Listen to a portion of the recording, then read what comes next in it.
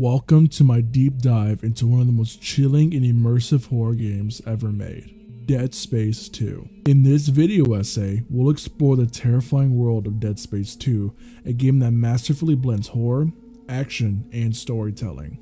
Before we descend into the chaos of the sprawl, let's take a moment to appreciate the brilliant minds behind this masterpiece.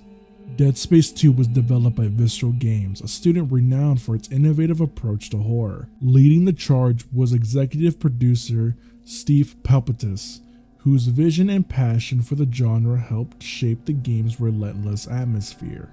Art director Ian Milham played a crucial role in crafting the game's eerie environments, while sound designer Andrew Lackey ensured that every creak and scream would send shivers down your spine. Dead Space introduced us to Isaac Clarke, an engineer sent to repair the mining ship USG Ishimura. Upon arrival, he finds the ship overrun with horrifying creatures known as necromorphs, reanimated corpses driven by an alien artifact called the Marker. Throughout his harrowing journey, Isaac uncovers the truth about the Marker and its impact on his sanity, while also confronting the heartbreaking reality that his girlfriend Nicole was dead the whole time. The start of Dead Space 2 has us being interrogated about the events on the USG Ishimura. Isaac Clarke wakes up in a straitjacket. He is roused by Franco, who is soon transformed into a slasher necromorph right before Isaac's eyes. Forced to run, Isaac witnesses inmates of the asylum also turning into necromorphs. One thing I want to say about the opening sequence is that it's truly ironic how different Dead Space 1 and how Dead Space 2 starts, with how Dead Space 1 is very slow and Dead Space 2 starts with a full adrenaline rush. Isaac narrowly escapes and encounters two security officers who shoot him but are quickly killed and dragged away by a necromorph. Proceeding cautiously, Isaac finds the bodies of these officers ejected from an air vent. Isaac enters a room and meets Foster Edgars, who initially threatens him but then frees him from his restraints.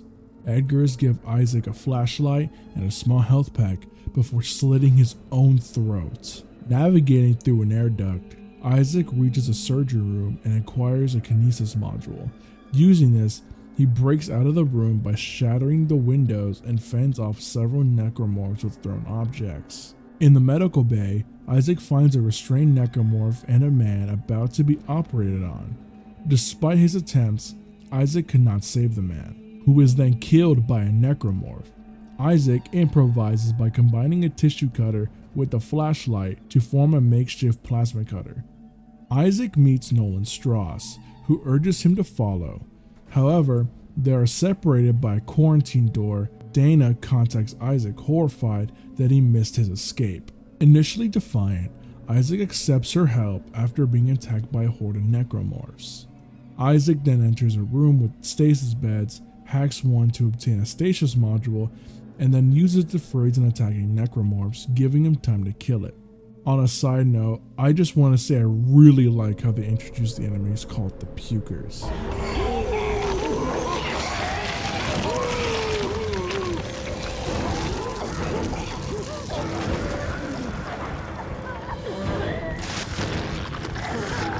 Isaac finds a store, dons his old engineering suit, and heads to the designated area.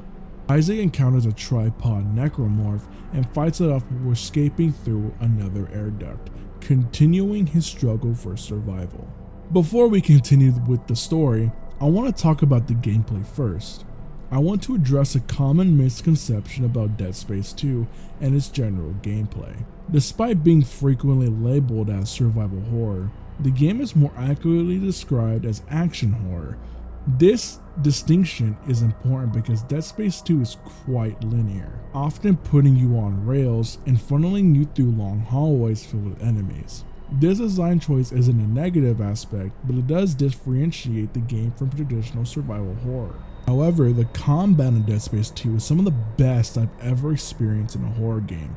Arguably the best. The gameplay loop is incredibly satisfying, and unlike the original Dead Space, which had somewhat sluggish combat and nightmare-inducing mouse controls on PC, Dead Space 2 offers much faster and more responsive action. Isaac still feels heavy and somewhat sluggish, but now there's an adrenaline-pumped intensity to each punch and stomp. This increased responsiveness is necessary to handle the game's increased enemy spawns and numbers. Dead Space 2 also introduces new elements to keep the gameplay fresh, including 3 new weapons, the detonator, the secret rifle, and the javelin gun. Additionally, new enemy types add variety to keep the gameplay loop interesting, my favorite being the Stalker, this new kind of evasive, creepy hunter type enemy. They also added a new system and zero gravity. In Dead Space 1, you have a weird point and click system that felt sluggish in practice, which is more fitting in that game as it fits more into the feel of Dead Space 1. But in Dead Space 2, it would feel out of place. But instead they make it so you can fly in zero gravity with full control of Isaac, moving in all directions, which just feels natural. Another thing they added is something I'm calling Iron Man sections, where you fly and boost your way from point A to point B, which feels very satisfying to play. Atmosphere is another critical component of the game, and while Dead Space 1 excelled with its industrial feel, heavy shadows, and fog usage, Dead Space 2 succeeded in its own way. It has a more modern feel to its environment, which still look amazing today thanks to the excellent lighting and effective use of fog and shadows. Visually, the game is a pleasure from beginning to end. People often ask, is the horror in Dead Space 2 as good as in the first game? The answer is both yes and no. In my opinion, Dead Space 2 leans more towards action than constant tension, unlike the first game, which had more quiet moments that kept me on edge. However, when Dead Space 2 wants to be scary, it truly excels. I remember being so frightened by the Stalker sections as a kid that I would turn off the game and refuse to play it. This demonstrates how impactful the atmospheric horror can be, and here are some examples.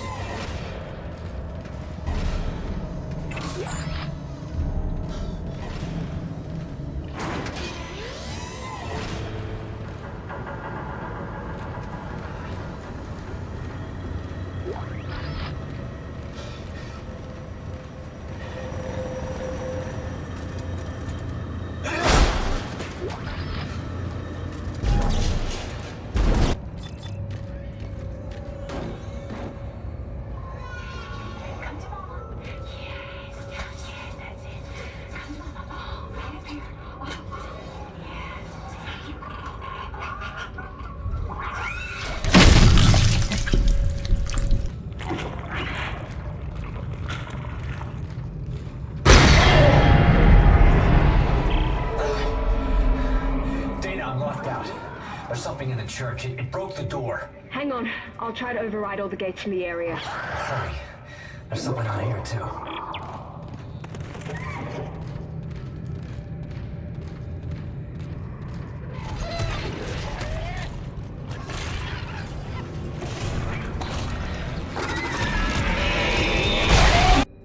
The pacing in Dead Space 2, although featuring shorter quiet periods compared to the original, still provide moments of intense tension. There is even a section where you don't encounter any enemies for about 15 minutes, and it's possibly the most nerve-wracking part of the game. Dead Space 2 never feels stale due to its new weapons, armor, enemies, and constantly changing environments. One of the coolest aspects of Dead Space 2 is the variety in the slasher enemies' uniforms, which change depending on the location, adding a lot of immersion. Additionally, the suits Isaac can wear are incredible. Instead of just upgrading through higher tiers of engineering armor like the first game, you get different occupational gear, like police armor. Enough about the combat, let's see where we left off in this tale. Exiting the workshop, he finds chaos and slaughter as necromorphs attack everyone around him. He realizes he's in a residential district known as Titan Heights, witnessing the area overrun by necromorphs. On a side note, it's very interesting how in the first game you saw this happen on a way smaller scale, with it happening all within the USD Ishimura. But in Dead Space 2, it happens in a huge city on the first ever planet crack, which just seems like the perfect type of world building. Anyway, amidst the fleeing citizens, Isaac spots Nolan Strauss across the district. Strauss contacts Isaac, talking about his past before leaving. As Isaac navigates the apartments, he encounters many inhabitants being attacked by necromorphs and fights off newly transformed ones bursting from the apartments. He heads towards the tram station and boards the tram to the Cassini Towers. The tram is attacked by a brute, derails, and crashes through a building, leaving Isaac dangling from it. After fending off more necromorphs, Isaac frees himself just as the brute attacks again.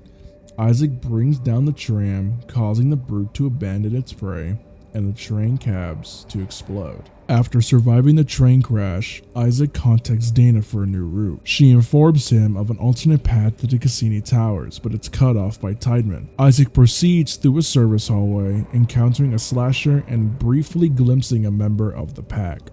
Entering a shopping complex, he fights off several pack members and receives a call from Nolan Strauss, who cryptically mentions symbols and him before ending the call abruptly. Taking an elevator to the concourse mezzanine, Isaac sees Tideman's evacuation order on holo screens. He contacts Dana about Nolan, learning that Nolan was a fellow psychiatric patient who killed his family.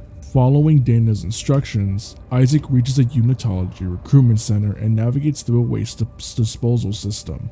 He reaches and shuts down the waste compression chamber 752 control room, then fights off several necromorphs before navigating through a zero-G channel to the Cassini apartments. In the maintenance hallway, Isaac restores power to an elevator to the Cassini Towers. In the apartment complex, he finds evidence of the unitologist's influence and suffers a hallucination of Nicole. As Tideman's gunship tracks him, Dana urges Isaac to hurry to the Church of Unitology. After being ambushed by Tideman's ship, Isaac escapes into the Church of Unitology. He contacts Dana, questioning why he must meet her there given the disdain of Unitologists. Dana explains that EarthGov has no jurisdiction in the church and blames Isaac for her brother's death. She tells him she is in a safe room at the top of the church. Isaac navigates through the church. Taking an elevator, he reaches the indoctrination section where he replaces a power unit to open the door. In the maintenance corridor, Isaac hallucinates Nicole trying to stab him, but in reality he's attempting to stab himself. Arriving at the Basilica, Isaac finds the exit door locked. After a frantic call with Dana, she tries to open the gates remotely while Isaac defends himself against stalkers. When Dana can't help further, Isaac hacks an elevator control panel and ascends towards another exit. Dana directs him to the funerary wing, but her signal is jammed by EarthGov. Isaac reaches the funerary wing and takes an elevator down to the crypt.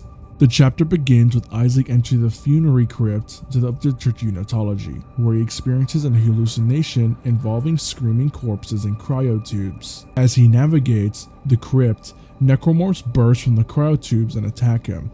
Isaac reaches the cryotube transportation room above the gravity control room and tries to contact Dana, but receives no response. Taking an elevator to the gravity control room, he finally receives a jumbled message from Dana telling him to go up.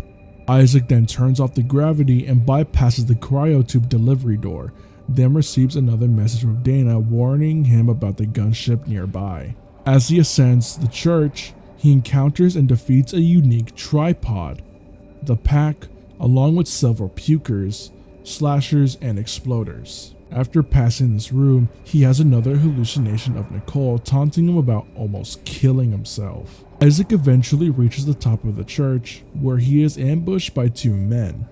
Realizing that Dana is a unitologist, she reveals her plan to use Isaac to build more markers for the church to spread convergence across the galaxy. Suddenly, the EarthGov gunship fires on them, killing Dana and one of her henchmen. Isaac then kicks the other henchman into space, causing a vacuum that nearly sucks him out as well. Isaac pulls himself into a vent, only to encounter the Tormentor. After a brief fight, dismembering its right arm, the gunship pushes Isaac into space. He clings to the side of the ship, but the Tormentor follows. Isaac destroys the gunship and the Tormentor with an explosive canister, sending himself flying back into the Cassini Tower apartment complex. Disoriented and without a plan, he receives a video call from Nolan Strauss. He talks about destroying the marker they both built and mentions crawling into the quote-unquote dark machine. Strauss reveals that the marker is in the government sector and agrees to meet Isaac at the transport hub. He meets Ellie for the first time, who doesn't really trust him. Isaac makes his way to the Sprawl Daycare Center, encountering enhanced slashers and crawlers for the first time. Then later, Ellie contacts him holding Strauss at gunpoint.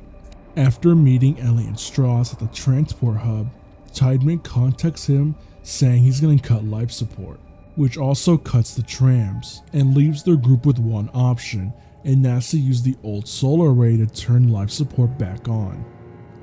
After Isaac fights a brute, he heads towards the solar array. Isaac moves from the transport hub into the CEC facility towards a lift to the solar array. Finding the lift is at the bottom of the elevator shaft, he flies down and raises it with a rocket canister. Ascending, Isaac is attacked by multiple tripods. Upon reaching the solar array, he navigates the facility, which is guarded by Anti. After passing through booby-trapped rooms, Isaac deactivates Anti's mainframe, necessitating manual alignment of the solar panels.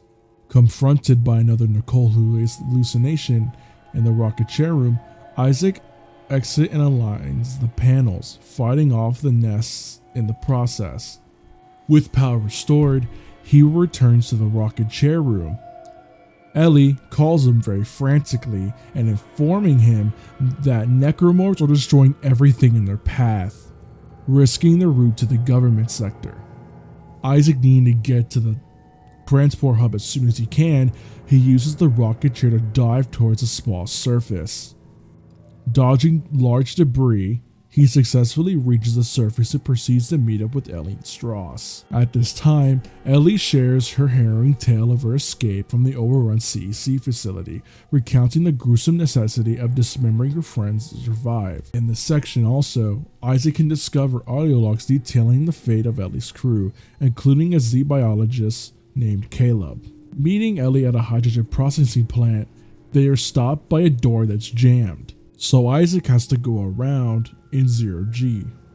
But Isaac faces reactivated automated processing systems set in motion by Tideman. Maneuvering carefully around the perilous industrial machinery, he reunites with Ellie and barely coherent Strauss, plagued by persistent hallucinations in the fuel pressurization tower. Ellie reveals the existence of an industrial tram on the upper floor, offering a potential route to the government sector. Isaac resolves to mentally deploy the tram, setting out on his crucial task. Determined to manually deploy the industrial tram, Isaac ascends the fuel pressurization tower. As he finally fuels the tram, he walks in and starts battling his guilt over Nicole's death, and faces a vivid hallucination of Nicole, which he angrily rebuffs. Ellie and Strauss accompany Isaac on the tram, with Strauss increasingly unstable and hallucinating.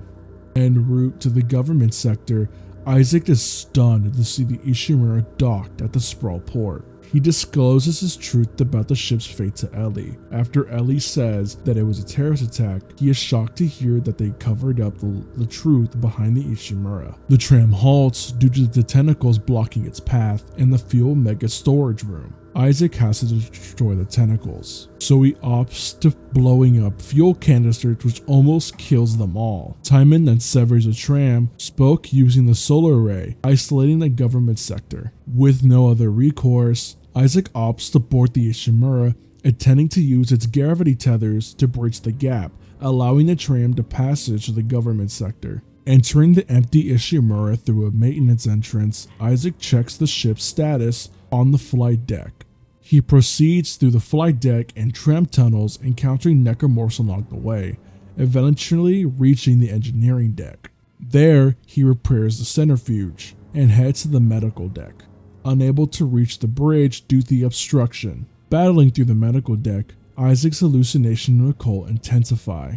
Entering ZOG, Isaac navigates to the bridge. Activating the gravity tethers, he leaves the Ishimura in an escape pod. Meanwhile, Ellie informs him of an attack by crazed Nolan Strauss.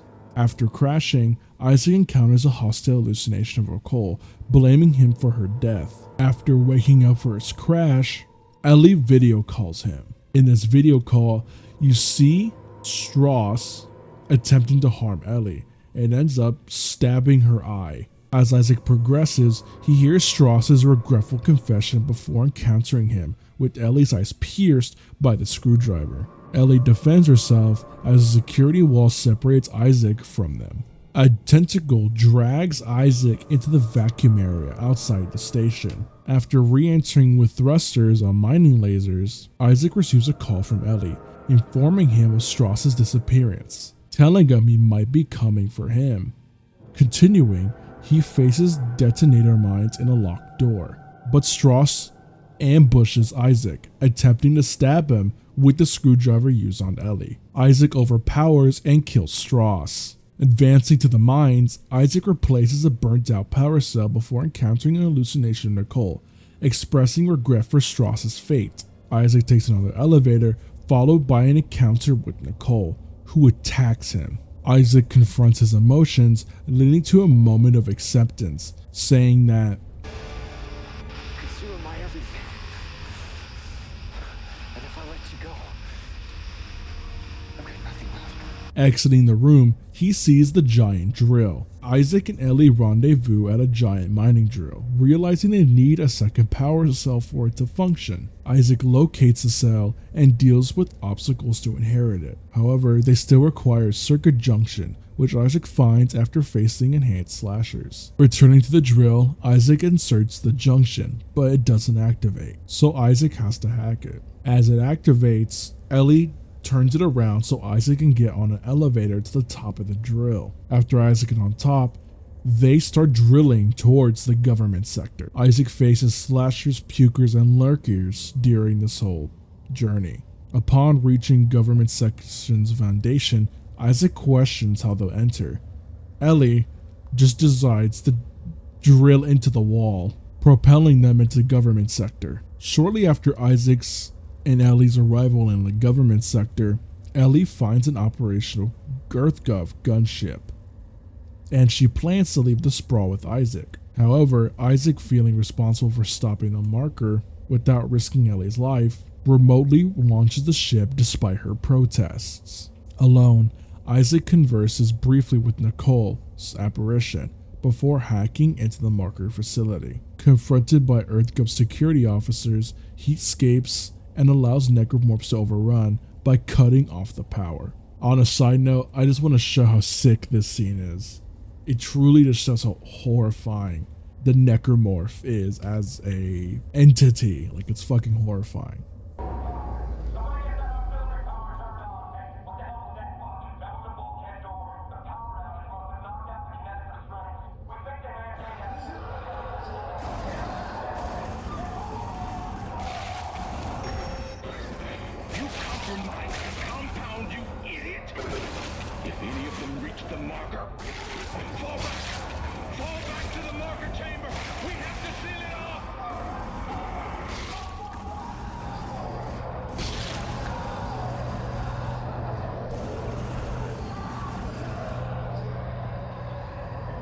Inside, Nicole guides Isaac to the marker. He reaches an observation platform overlooking the massive room housing the marker, which dwarfs the original. Tideman warns Isaac of a convergence event triggered by the necromorphs, and it being amplified because how many bodies are inside the facility. As Tideman's communication cuts off, Isaac encounters the Noonlight diagnostics machine, which Nicole's apparition urges him to step in and use to destroy the marker. Despite knowing it will hurt, Isaac complies, initiating Strauss's steps, realizing he wasn't rambling the whole time, unlocking vital knowledge to destroy the marker. After emerging from the Noonlight diagnostics machine, Isaac faces the Ubermorph, a formidable necromorph with regenerative abilities. He must disable it temporarily to hack a door's control panel and escape. I do want to say, throughout this whole chapter, after you are introduced to this Ubermorph, it is probably the most stressful moment in the game, knowing that the shit is following behind you the whole time. Genuinely, this part has me so fucking stressed every time I play it. Like that shit's so like just creepy. Even like in Dead Space 1, I fucking hate the regenerative necromorph. It's so fucking creepy, dude. Eventually, he reaches an elevator, fighting off more necromorphs, and escapes to a zero-gravity chamber. After exiting the chamber, it leads him to the last safe room. After leaving the safe room, Isaac proceeds to the marker, leaving behind the dangers of the previous chapter. He meets Director Tymant at the marker, shooting him in the chest and his hand. Despite all this, Isaac manages to disarm him and impales him with the javelin gun. He then confronts the apparition of Nicole near the marker, and then last minute betrays him, revealing that the marker requires Isaac's death to be completed because the marker must absorb the maker. Isaac is pulled into his mind, where he destroys the manifestation of the marker, induced corruption along with the vision of Nicole. Upon returning to reality, Isaac prepares for the inevitable collapse of the destroyed marker.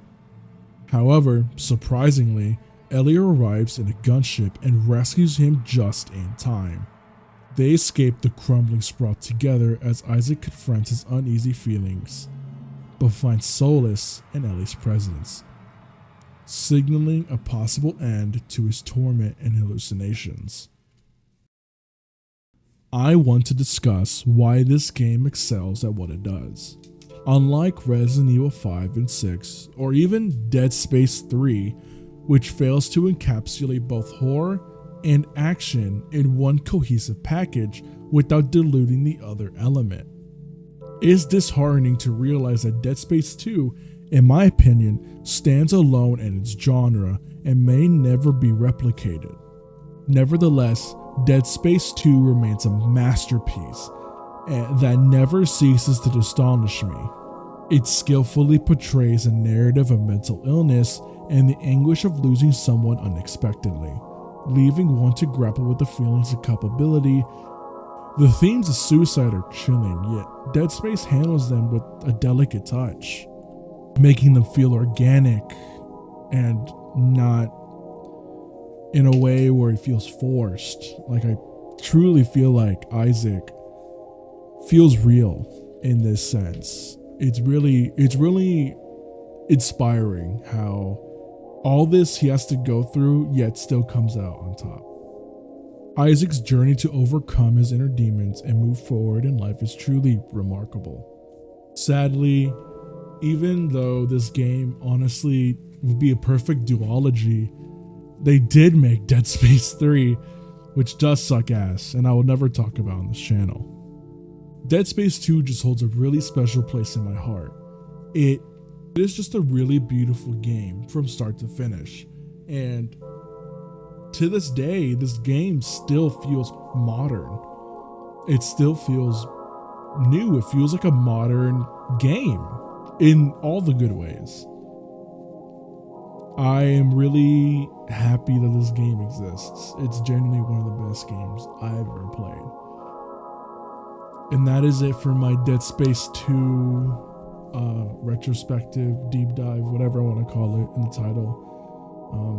Thank you guys so much for watching, and if you enjoyed this video, please leave a like and subscribe. I love this game, and I hope my feelings come off in a very natural way. I love this game to bits and pieces, and I just wanted to share how I felt about it and just tell you all the story is so good, and that sadly to me this game just stands alone in its own tier, and it sucks to say, but thank you guys so much for watching.